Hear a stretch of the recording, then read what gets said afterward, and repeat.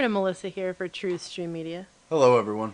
Hey, everybody. I don't know if it's just that time of year, but we're back around on the mainstream media BS train to this whole argument about, do you really have the right to know what you're eating? I think it has to do with the expected pending lawsuit against states or whoever dares to push for labeling so they can argue they don't have to label things. They have a right not to disclose. I saw this and just couldn't help but hit record.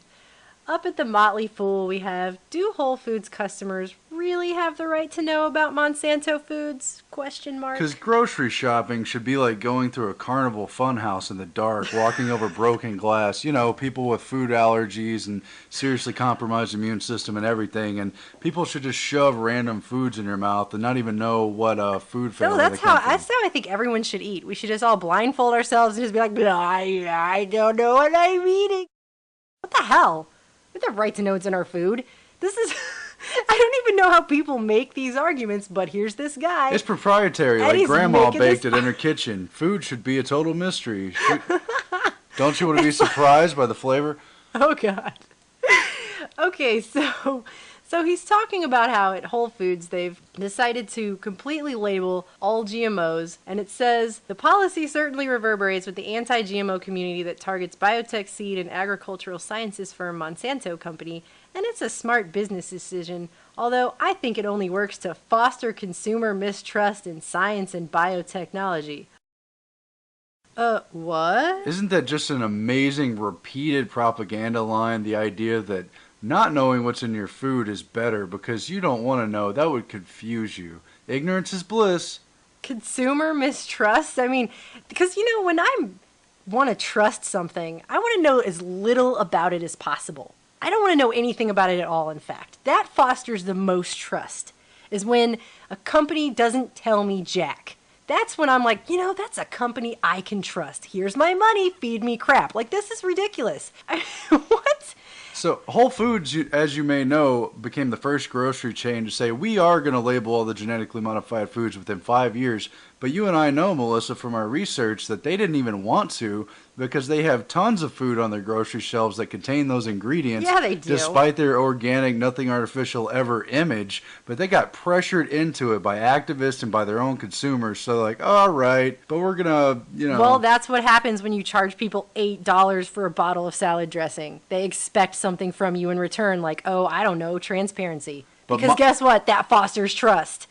But Motley Fool, who doesn't have an interest in, you know, the big stock market stuff or anything, goes on to argue that our regulators are perfectly great and they do rigorous tests. Wait. He actually says, since genetically engineered crops produce food with the same nutritional properties as crops grown from traditional breeding methods, they are not classified any differently from traditional foods once they pass the gauntlet of regulatory tests examining their safety. It's a gauntlet. It's the gauntlet of an industry that regulates itself, essentially. It's gauntlet. It's hardcore. And you know, the relationship between biotech and FDA is only so incestuous that it smells like a fart in the room or something. Right to know laws also include the Food Quality Protection Act of 1996, which regulates pesticide residue levels in food. You know, not something you'd want to know anything about.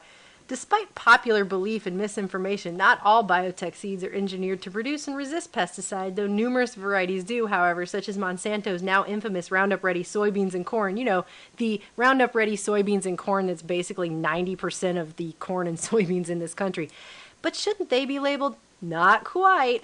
What anti-GMO activists tend to forget is that most crops, even those not genetically modified, are grown with pesticides. That's why the law was passed in the first place, to set acceptable pesticide residue thresholds. Because it's so great there's an acceptable threshold of synthetic neurotoxic chemicals in my food. Yay! Except now some plants grow their own pesticides and they accidentally forgot to test if it sticks into your gut bacteria and reproduce on its own.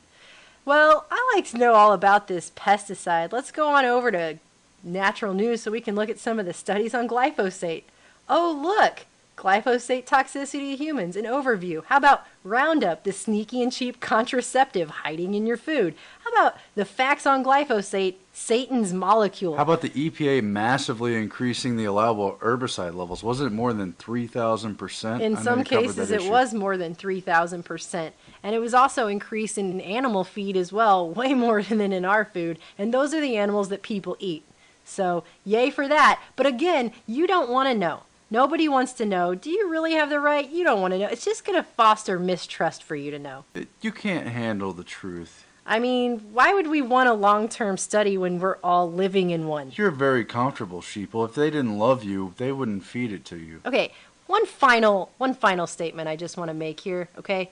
Even if GMO foods are the most bountiful, nutritious food that has ever hit a dinner plate in the history of time, it's not, by the way, because if it was, they'd be screaming it from the rooftops and labeling everything in triplicate. But let's just say, for sake of argument, that it was. Guess what? I'd still want to know if it was in my food. I would. I'd still want to know. Because guess what? I like to know what I'm eating. Oh, yeah.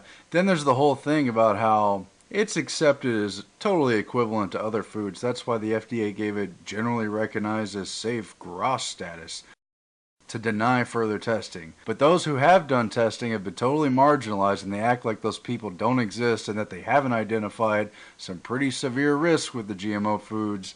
Oh, and the part where the biotech industries threatened to sue independent researchers who didn't have permission to test their seed.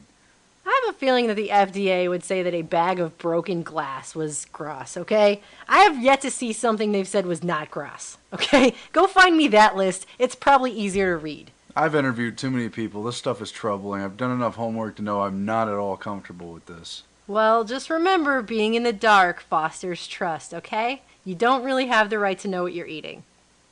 Wow.